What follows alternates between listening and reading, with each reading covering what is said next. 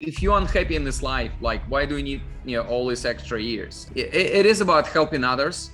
It is about sharing the best of you with the world, becoming like a better version of yourself. It's basically about giving more than you take. That's this kind of secret of happiness. Welcome to the Siim Land podcast. I'm your host Siim Land, and our guest today is Sergey Young. Sergey is an investor and a serial entrepreneur.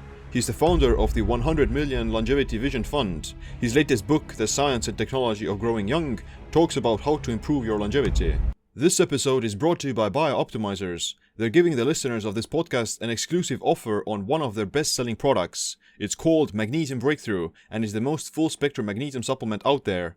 Most supplements contain only 1 or 2 forms of magnesium, when in reality there are at least 7 that your body needs and benefits from. You can save up to 20% off the best magnesium supplement on the market if you head over to siimland.com/magnesium. That's siimland.com/magnesium. Sergey, welcome to the show. Hi, Siim. Hi, everyone. I'm so happy to be with you today. Yeah, I'm also glad to speak with you. And you recently written this amazing book about how do you optimize your longevity and potentially increase your lifespan. But before we get into the book, how did you get into longevity itself? What made you interested in it? Yeah, so our journey to health always starts with a problem. Always start with a wake-up call. And 80% of people around me had the same experience.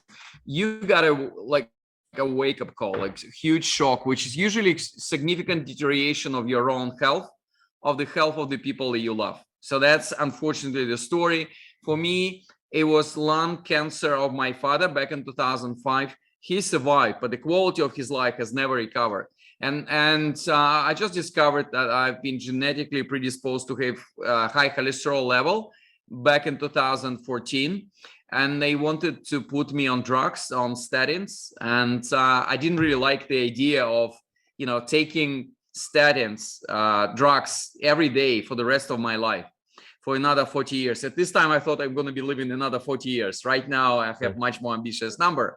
And so I just started to experiment using food, supplements, physical exercises to optimize my health. And apparently I solved this high cholesterol problem without any statins. And I thought, okay, if our body has this amazing ability to heal itself, to be healthy, there's so many things that I can do. And then fast forward a few years later, I founded my new fund called Longevity Vision Fund, which invests in different longevity technologies, basically bringing affordable an accessible version of healthcare to the world.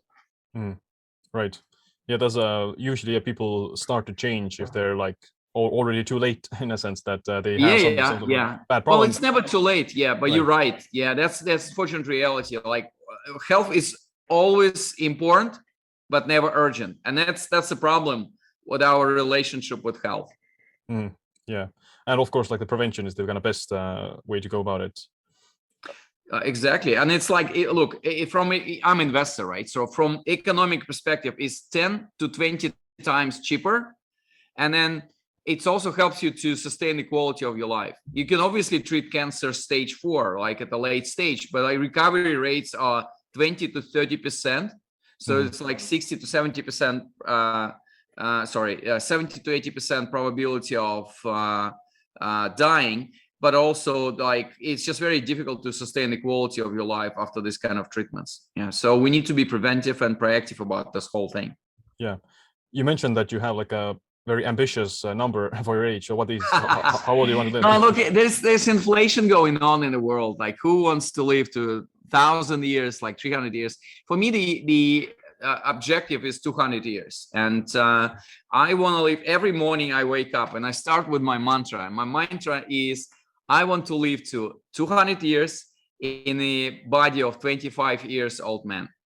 And I'm 49 these days. So it's still ambitious on both sides. Right. Yeah, of course, if you were to be super frail or your quality of life would be very low. I think most people wouldn't want to live to 200. So it's of course, yeah. Yeah. So the youthfulness is still kind of paramount. But how do you do it? What do you do for yourself to reach that number? Yeah, so if you look at the book, I'm talking about kind of three periods of time. One is what you can do today to live to 100 healthy and happy years. So, and I do believe in today's world, unless you're genetically unlucky, very unlucky, it's possible to live to 100 years. And I call it's 5 longevity buckets. We can discuss that, like what are the things I'm doing now, and I got a lot of people in the longevity field, so I kind of know what particular routines they use, and I'm pretty sure your audience is pretty familiar with that. So that's one. And that's actually like the bonus chapter of the book. It's called Who Wants to Live Forever? And it's about 10 longevity choices that you can do today. So the chapter is like twice as long as any other chapter. So a lot of things you can do today. So then the major part of the book is what I call a near horizon of longevity innovation. So I'm talking about technologies and scientific breakthroughs, which are going to be available to us in the next 10 to 20 years. And just to give you an example, I'm talking about gene editing, gene therapy. I'm talking about longevity in the field, new class of drugs similar to longevity supplements. We're going to have longevity drugs pretty soon in the next 5 to 10 years. Whether it's going to be metformin, rapamycin, or anything else, or a drug developed by artificial intelligence, we'll see. But we're going to have it. And organ regeneration, similar to old cars, we're going to be able to replace organs inside our bodies. So that's like a near horizon of longevity innovation. This is the main part of the book. And like final 2 chapters is the chapters about the far horizon of longevity innovation. So while near horizon is available to us in 10, 20 years, this will help us to break this barrier of the maximum lifespan, to live longer than 120 years. I mean, and our audience knows that the oldest person on earth, she lived to 122 and she died 20 years ago. She was French. So this will help us to live to 120, 150 years. But then the far horizon of longevity innovation, which basically technologies which will be available to us in the next 25 to 50 years, will help us to live for as long as possible, to 200 years. But that's changing from biological view of human body to more engineering view of human body. And like far horizon of longevity innovation will bring the technologies like human avatars, either robotic ones or virtual ones, human brain AI integration, nanobots inside our body. And we're all going to be full of sensors, and we're gonna create Internet of Bodies, similar to Internet of Things, the concept that we know today. The same thing will happen with our body. We're going to be full of sensors. I'm full of sensors today. So I have, Whoop. I have Apple Watch. I just installed again for another 14 days my continuous glucose monitor. I'm using Oura Ring to monitor my sleep, Zio Patch to monitor the work of my heart. So this is all going to be implanted in us, and it's going to be run by artificial intelligence in decentralized way. So it's going to be like a global system to manage our health. But again, 25, 50 years from now, we still need to stay on longevity bridge. We still need to be healthy and happy before that. Yeah, because you can still like get hit by a bus or something. Well, statistically, that's I'm not a big fan of immortality. I'm not sure we need to discuss immortality a lot, but like technically, I don't think immortality is possible anyway, because there's always this black swan event, like being hit by a bus or anything else. So that's kind of one. And second, I do think if you take out the death from the human cycle, we're not going to be humans. But like adding 10, 20, 50 healthy and happy years to my life, I'm all for it. I have plenty of plans on this planet and on going to Mars as well. I need 3 more years to go back and forth. Yeah. Well, yeah, that's a kind of differentiation between immortality and just extending lifespan. So yeah, this is interesting. And like we do invest a lot in technology and the science, right? So even if you try to model this whole concept, like it's not going to be one day when you're going to decide whether you want to live indefinitely or going to be immortal or not. It's always going to be your series of life extension decisions. Like every 2, 3, 5 years, you will need to say yes or no to extending your life. Okay, and that's a different concept, and that's just a lot of control, responsibilities, and a lot of freedom on our side, not on the side of just Mother Nature defining when you're gonna die. So it's more of like instead of reaching this omnipotent state of immortality, you're like just constantly having to push the deadline further. Yeah. Right. Yeah, it's called longevity in escape velocity. It was invented by David Goebel and Aubrey de Grey. And like every framework, it's just simplification of reality. But in the end of the day, like in the last few decades, we've been adding 1 or 2 years of lifespan for every decade. In the future, we're going to be adding at least another 10 years within 10 years. So this is what is happening. So some people say that the escape velocity is going to happen like in 2035, if I'm not mistaken, or 2024, 2045 or something like that. When do you think that is going to happen? Yeah, so I do think it's very difficult to predict when it's going to happen. And I do know that whatever we have today, whether it's power of early diagnostic, right? Diagnostic comes to our home. That's the theme of the chapter called DIY diagnostic, or power of like early diagnostic through checkups and medical screening as well. We don't have technology today to extend our life, so I can predict when longevity escape velocity will be available to us. So if you think about what particular technology can help us to do it, it's two options. One is gene editing. Unless we create a new like a generation of humans or human beings 2.0, in our current biological form, it's going to be very difficult to reach longevity escape velocity as well. So that's one thing.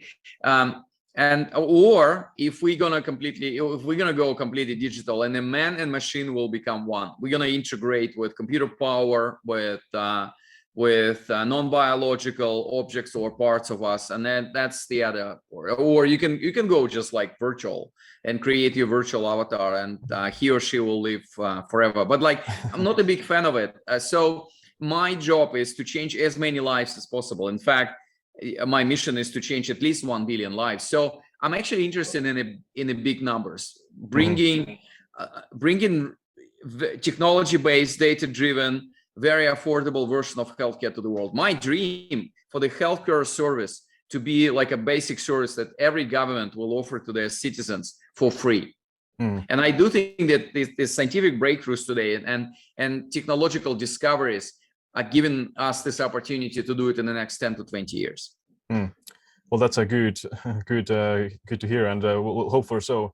But given you talked about the avatars, like that kind of brings into a lot of the questions about like consciousness and stuff. Like, would it be actually you, or is it like a separate entity inside of your avatar or something? Exactly. Yes. So actually, I had a great conversation. I was interviewing 2 guys for my book. For the avatar question. One was Ronnie Abovitz, the CEO of Magic Leap, and the other one was Peter Jackson, the man behind Lord of the Rings, Avatar movie, and Hobbits movie as well. So I asked them this question. So they truly believe that any recreation of ourselves in a virtual reality is not going to be us. So, and obviously we all want to stick to the material world, right? We so much enjoy in this life, so we don't need to go virtual. But is it helpful? Probably yes. Would it be like a massive solution for us to live longer? Yeah, I'm not sure. A lot of people gonna be having fun, and a lot of people would want to live in the virtual reality. Yeah, it's like the Matrix then. yeah. It's exactly the metaphor that I had in mind. Right. But let's start with some of the some of the basics, or like reverse back to some of the basics. Like, what can they do right now, so to say? Like, what can people do right now to have like a positive effect on their longevity? What we know that works. What we can do today to live longer. So you had a lot of amazing guests on the podcast, so I'm not going to spend a lot of time explaining that. And some of the things is really familiar to our audience. When I have my 30-second, and again, it's 5 longevity buckets. Bucket number 1. This is where I spend my time when I have 30 seconds on longevity. I just push people to do their annual medical screening. This is the most important day of your life every year. Well, my wife has a different idea of what is the most important day of my life every year. But for me, this year it was June 8th. I went to San Diego in California to Human Longevity Center and done comprehensive screening. And this comes back to our early discussion, the power of early diagnostic. These days, if you do like early diagnostic of 4 killer diseases, which are responsible for 90% of deaths after age of 50, which is cancer, heart disease, diabetes, and neurodegenerative diseases, you find, there's so many things that we can prevent. So that's very important. So the second piece is basically about our life choices, or I call it don't die stupid, or passive longevity, like a more polite version of that, like tobacco smoking. And here in Europe, we have, like, depending on the country, like 25 to 30% of the adults is still smoking tobacco. It's not that rare, by the way. Yeah. The fact that we don't see these people on the street or in the restaurant, it's all kind of prohibited now by regulation, but they still smoke. So this is statistically minus 10 years from your life. Not using your seat belts in the car all the time is minus 2 years from your life. Riding motorcycle is 17 times more dangerous than driving the car.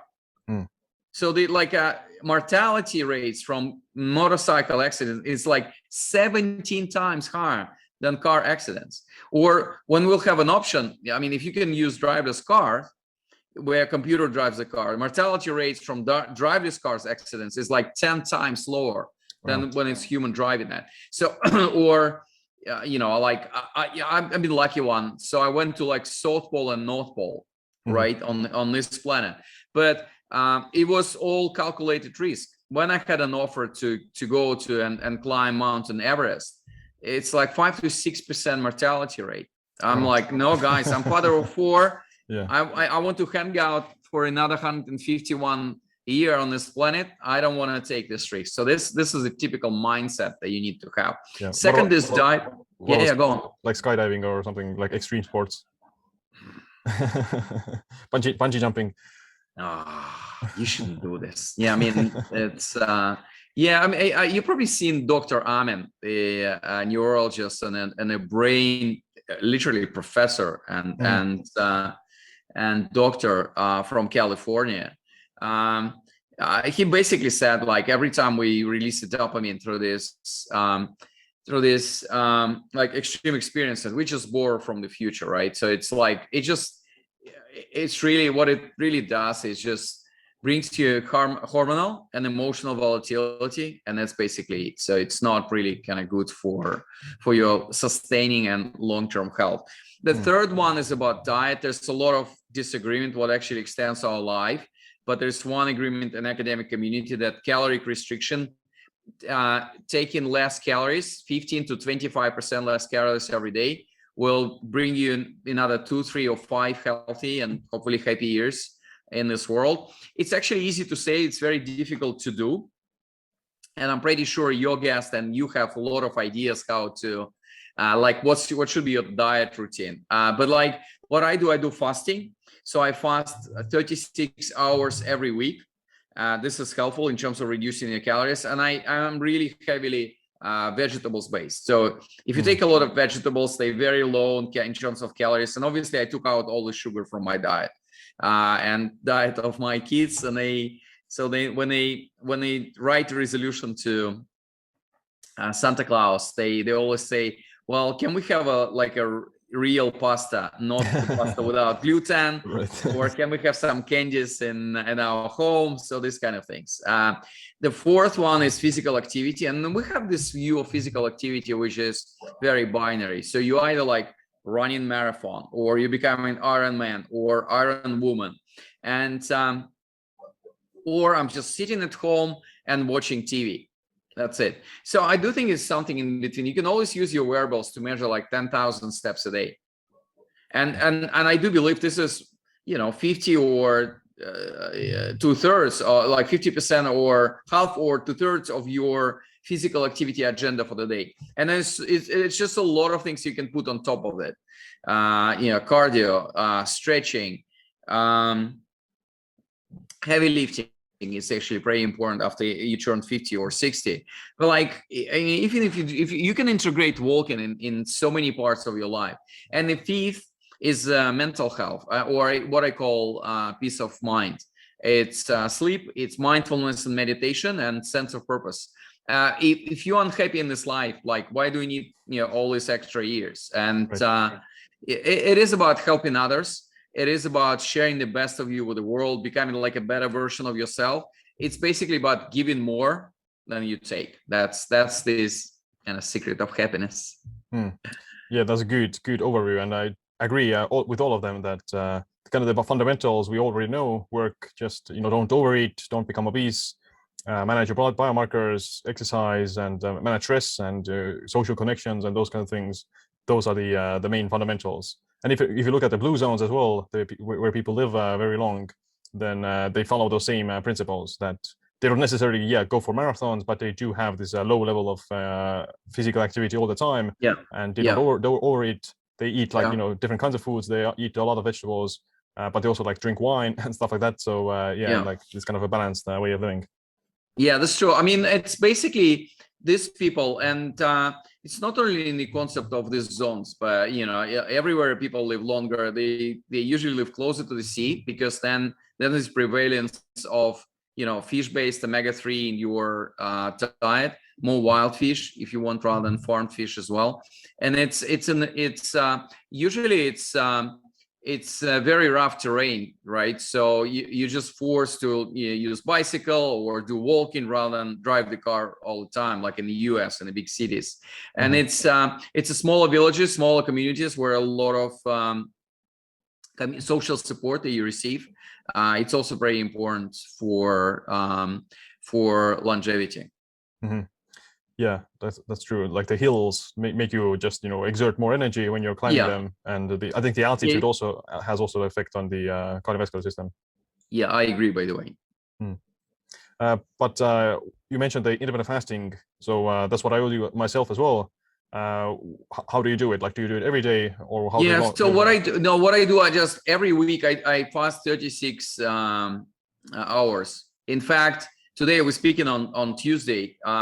I'm in the middle of my fasting day. So I finish, my last food is on Monday evening, and then I start on Wednesday morning.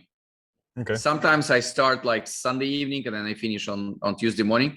It's basically 2 nights and 1 day. Like 2 nights you're sleeping anyway, so you're not eating while you sleep. And so that's one. And then the other thing is, and just during the day, during the fasting day, I just drink herbal tea, 1 or 2 coffees, a lot of water, and that's it. And I'm fine. I'm really enjoying this. Yeah. It's more. It's pretty easy. Like once you get used to it. Like we like you don't really fast. Your body really kind of used to fast, and after 4 or 5 sessions, your body is actually hungry for that. It's missing this this beautiful lightness that you have in the end of the fast. Yeah. Do you do it on the other days, like this time restricted eating? Yes. So on the other days, I'm trying to avoid breakfast. So then I just have like a lunch and a dinner. So if I can fit into intermittent fasting, that's great. It's like 6 hours. So I have food at 12 and at in the afternoon, and then at 5 or 6 p.m. and the rest I'm trying not to eat. Yeah. I'm not always successful, but like without the cheat days, it's just very difficult to enjoy your life. So my cheat days is on Saturday.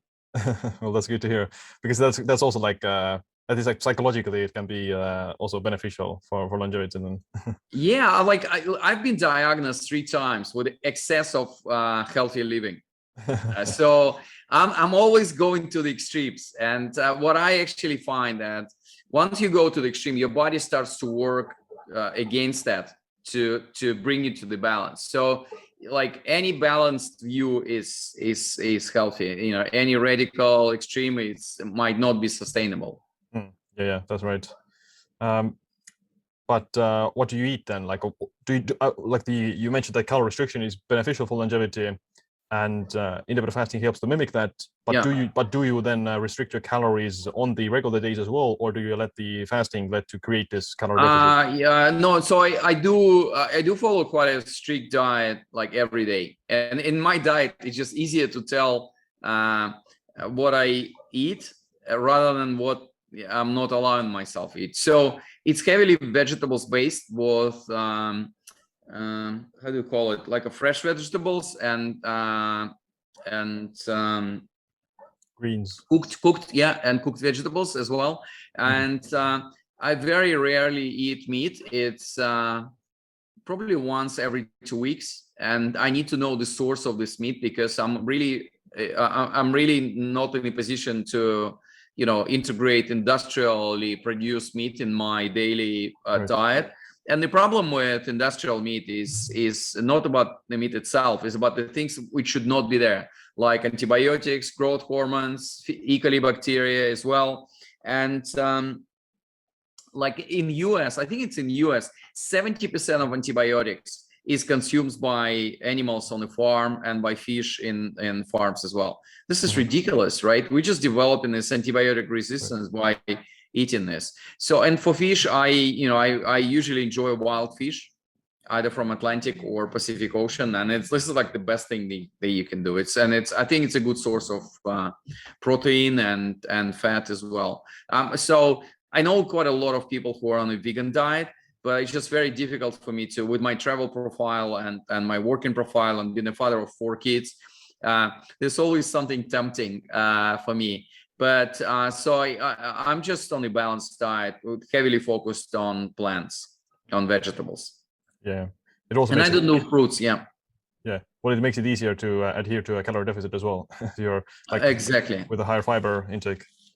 Yeah, exactly. Yeah, like even if I would have like a half of my table full of vegetables, I'm still going to be fine on the calories side. Yeah. Then what about like eggs or dairy, those kind of things? On your question on dairy, so I eliminated dairy probably like 5 years ago from my diet, and I really enjoy it. So I don't have particularly it's like super scientific view like wild dairy is bad for our health, but just experimenting and eliminating the dairy, it felt really good, and I never come back. Even like for coffee, you can always use coconut milk or any other alternative milk as well. There's 2 problems there. One, and again, this is I'm pretty naive actually in this regard. So like one is that like a dairy, for dairy to be processed inside your body, it needs to become fermented, right? Because after the age of 1, probably after we grown up, we lose this like ability to process the dairy in a current form. So like the dairy products will need to be like for 2 or 3 days inside your body, inside your gut, get fermented with a lot of gases, toxins, and then after that you can process that. This is one thing that I basically understood what is happening with when we try to process dairies and say, well, the other thing again about industrial practices on farms, for cow to lactate, they give a lot of hormones. And again, this is it's just a lot of hormones in dairy products. But obviously, I mean, if you have the benefit of your neighbor who's doing completely organic farming and in a peaceful and eco-friendly way, that might be the opportunity to reconsider. But yeah. I don't have this luxury. Yeah, I think the quality of the dairy is huge, because the pasteurization and the antibiotics and growth hormones, those things, they may make the dairy product itself more inflammatory and things like that. But if it is like whole raw dairy or organic, then it can still be like a good source of like calcium and nutrition and Have you noticed any like biomarker differences between being on dairy and versus not being on dairy? No, but like just looking at the quality of my skin and the quality of my gut processes, like gases, all other stuff, it's just been completely different for me. It was really comfortable. I'm always like, my relationship with food went 100% positive after I eliminated this. Okay, well, that's good to hear. What about exercise? What kind of exercise do you do? Yeah, so I had particularly difficult COVID case back in December 2020. So it was 20 days I spent in the bed with with the fever. So I I have this positive interpretation of that. What I've heard, people with very strong immune system tend to overreact to COVID. So that's my kind of positive explanation of what has happened. So I'm just recovering from it. It was pretty difficult. So for the last 6 months, I was doing mostly yoga, stretching, Pilates, and that's it, and a lot of walking. Right now I'm starting to integrate like a cardio and swimming to my life as well, and more high intensity interval training is my new big passion. I mean, in the course of 15 or 30 minutes, you can just get a lot of effect. And I just got a book printed on high intensity interval training. I still haven't read this, but apparently it's actually worked pretty well in terms of your like body resilience and helping your body to build immune and physical systems as well. Mm. What about like weights resistance training? You mentioned that. So I didn't really enjoy it. I was doing weights probably 5 years ago, and I didn't really enjoy it. Just like personally, it was not really kind of interesting for me, because my mind is very quick, and I'm like always, oh, I need, it needs to be, busy. It's probably before I started to do meditation and mindfulness. I need to try again. But like literally after the age of 55 or 60, you have to do weights at least once a week, because what is happening, weights are like so good for your bone system and your cartilage as well. Like people who's done heavy lifting are professional sportsmen. They have zero risk in terms of the bones density or any other age-related disease in this field. So it's almost like prescribed by for everyone who turns 60. If you can, you'll really enjoy it, and it's really good for your bone health and bone density. Yeah. Did you, or like how often do you do it then? Yeah, so like for weightlifting, I've done every week. I had just one hour session, and what I heard again in terms of prevention, it's once a week, even for 1 hour, is kind of fine. And the rest is just basically you need to be passionate about this whole thing. Yeah. What kind of like let's move on maybe with like some of the supplements or the more drugs or compounds you take. Yeah. So on the supplements, I just on sergeyyoung.com, I've developed a lot of different how do you call it, infographics on sergeyyoung.com's and there's part in the book dedicated to supplements as well. So on supplements, first of all, I'm a big believer in supplements because of their placebo effect. I'm typical placebo man.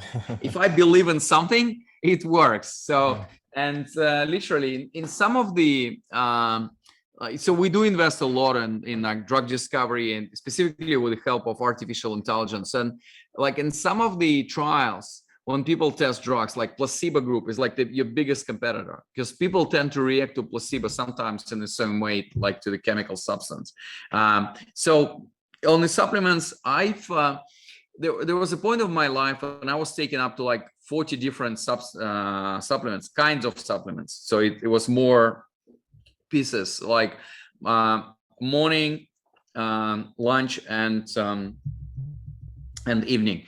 Right now it's I'll show it to you. It's less than that. So well, I have, this is because I'm usually having like two meals a day. So it's similar to that. This is what I have, and this is for tomorrow. This is my evening portion. What do I take? Vitamin D3. I think we all we don't have sufficient level of vitamin D, and because we're always under the roof, we don't have relationship or exposure to sun. It's either you're in a car or in a subway or in the office or you're at home. So like, where's this vitamin D will come from? So that's kind of one thing. Second, omega-3 is super important. So I'm taking like the most supercharged version of omega-3. It should be from wild, fish, and it's a combination of like seaweed and omega-3 supplements. I like that. I actually do. I'm a big fan of seaweed, and I'm taking actually. I have 6 month rotation schedule. Like every month, I would take like a different seaweed. In form of supplements, and this is what I learned from Japanese, like from every nation living close to the sea. It's this is a great component of this as well. Because of my liver problem and my high cholesterol, I tend to take quite a bit of milk thistle. So that's then. For my brain, I take ginkgo biloba. I spent quite a bit of time in Shaolin Monastery in China, learning different arts, and I was surprised. Like ginkgo is like their tree number one, and they big fan of that. So like garlic for your heart, and obviously if you look at garlic supplements these days, whether it's oil or powder, it's all odorless, so you don't have like a social distancing problem or opportunities by taking this. I think it's actually very important to take care of your health, heart health and your vessel system by taking garlic supplements as well. And I do rotate this. I'm taking this for like 30 days, and I'm taking, depending on the supplement, 1 or 2 or 3 or even 5 times off, and then I gonna rotate. What else? And in terms of longevity supplements, like the only thing that I'm taking is NMN. Where's my NM? So the one that I take is it's from Alive by Nature.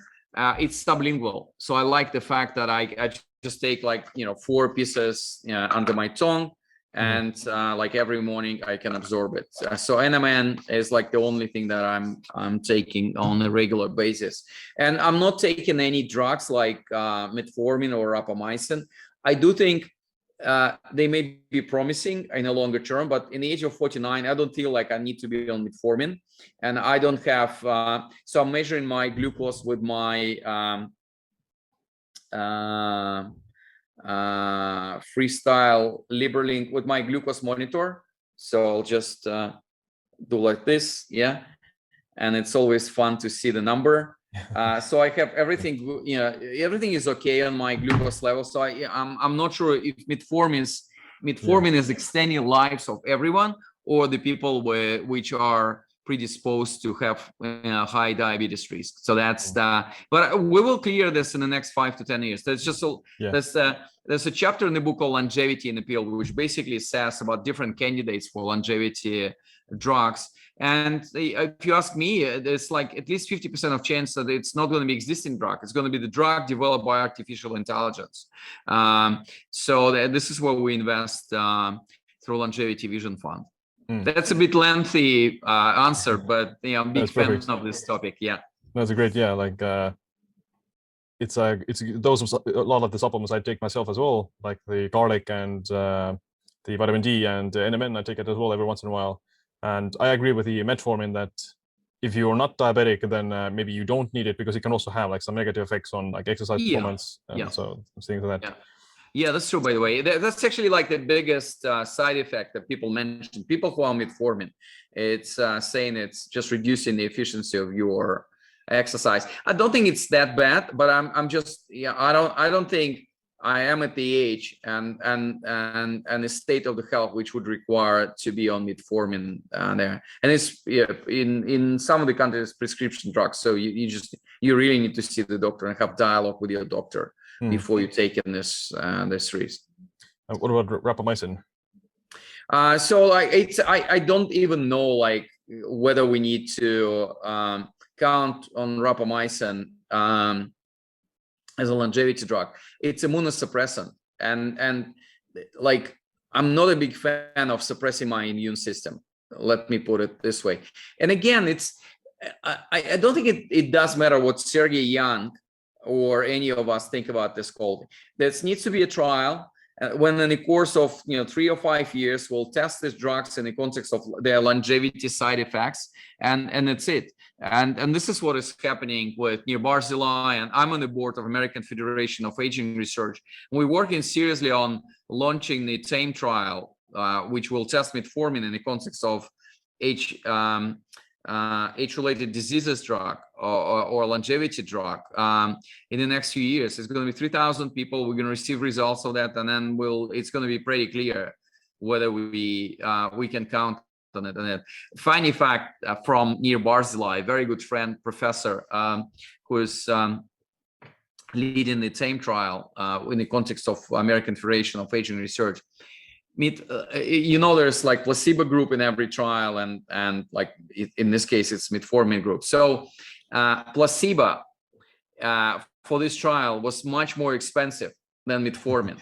Wow. Can you imagine that? This is generic drug. It's been here for like 50 to 60 years. And this is just reconfirm that longevity and health is not necessarily like expensive thing that you couldn't really afford. Like I was just looking at this study, like the typical pushback that I got when I speak in the US, like Sergey, we don't have money to live on a healthy diet. Come on. I mean, you just go to the store and you buy vegetables. This is like the cheapest diet you can have, and you can cook them, and half of the vegetables you can just take raw or even more than that. Right. So statistically, it's actually $1,000 less per household when people switch to more vegetables-based diet. And again, I'm not talking about becoming vegetarians or vegans. I'm talking about just, bringing a lot of vegetables to your thing, or like all this power of wearables, like, Apple Watch or Whoop or Fitbit or Garmin.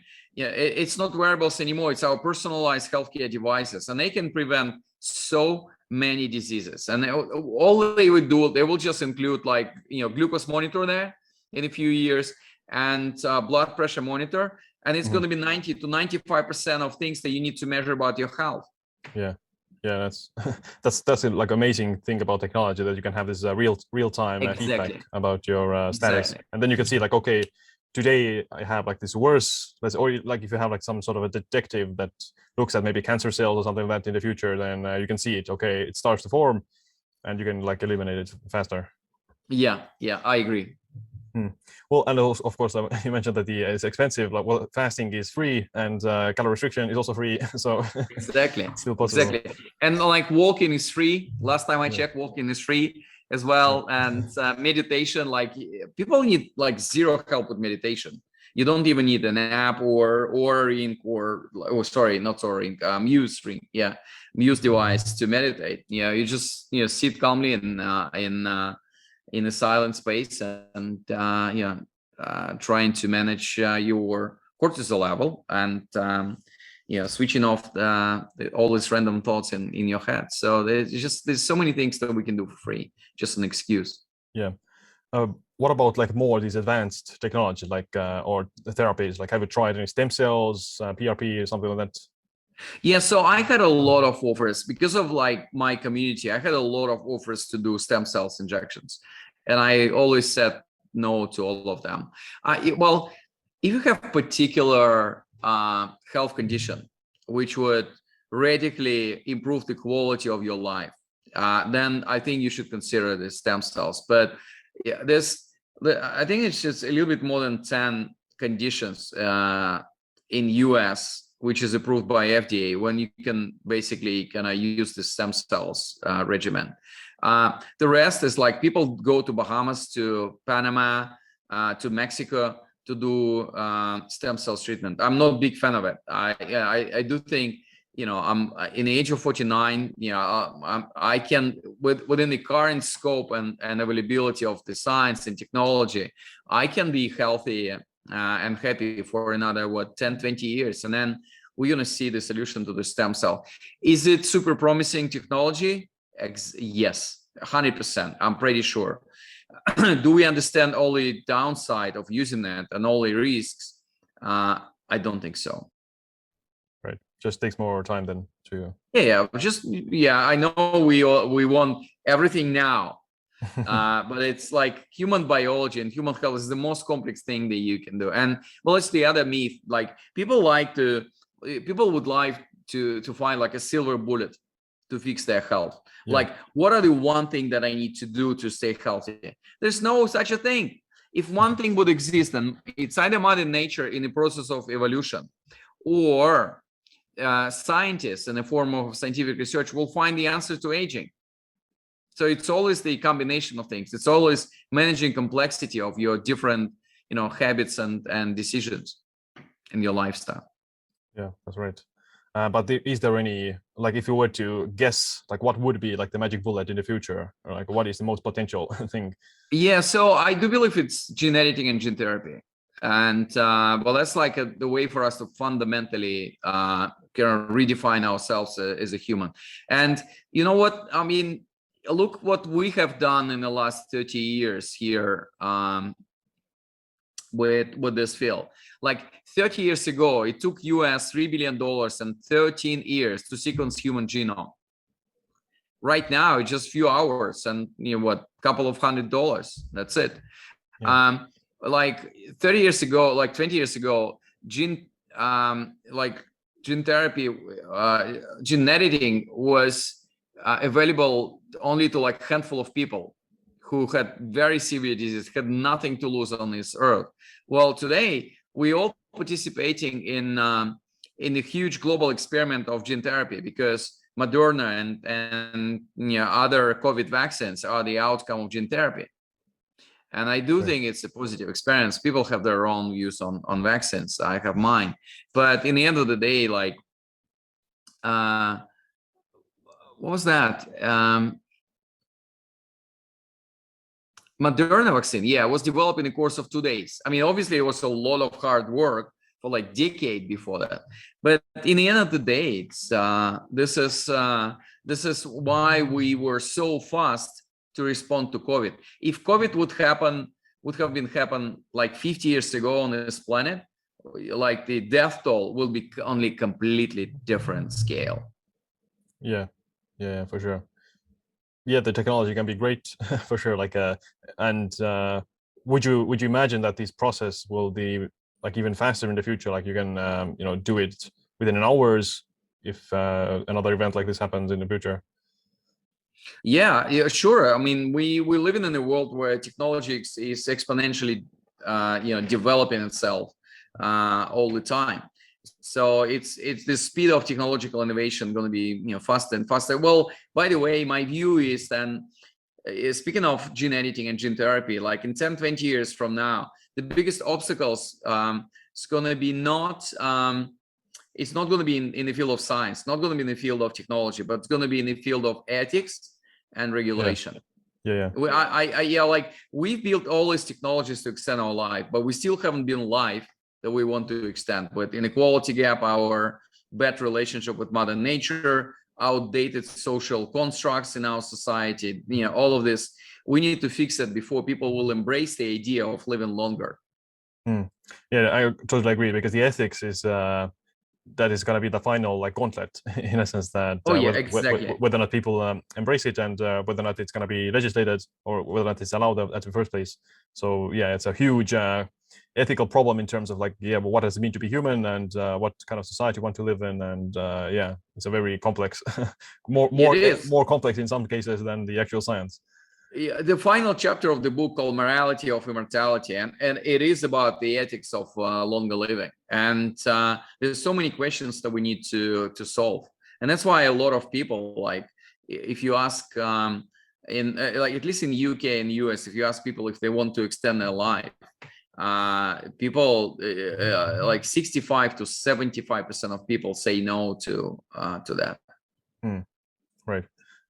I think that there's this misconception about either associating this living longer with the frailty and the degeneration, or the idea of immortality, that you kind of somehow you're gaming the system in some way, or like you're overcoming this evolution or something. But it's not just extending the quality of a life in some sense, and prolonging the life that you have. It's not like you're not really changing.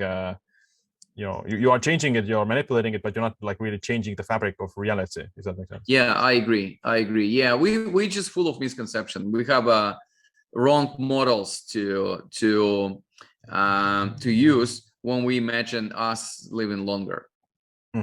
Yeah, and also like in the process, we will learn about other things as well. If with like gene therapies, we can learn about how can we prevent cancer. Like if you ask people like, do you want to find a cure for cancer? Then they'll say yes. But Yeah. do you want to use that same technology to live longer? Then no. Like it's Yeah, like yeah, really that's true. contradictory. Look, I mean, it's the same. Like what we've been doing so far, we were just preventing early death. That's it. That's our like the only driver of life extension. But right now we're looking at a different direction of reversing aging processes inside our bodies.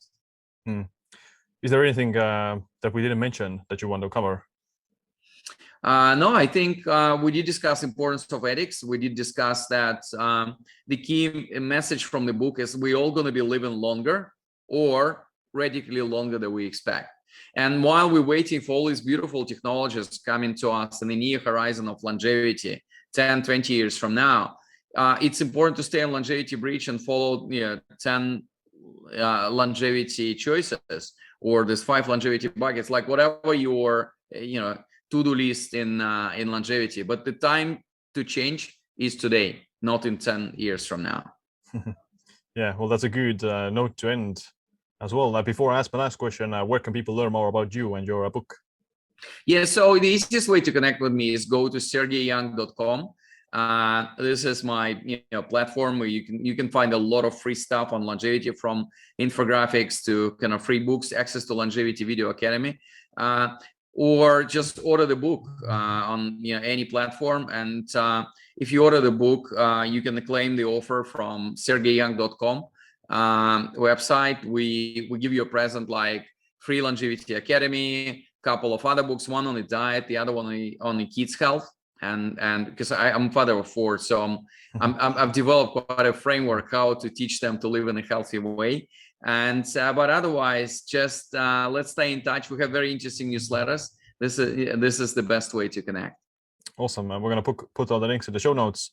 And my last question is, what's this one piece of advice or a habit that you wish you adopted sooner? Oof.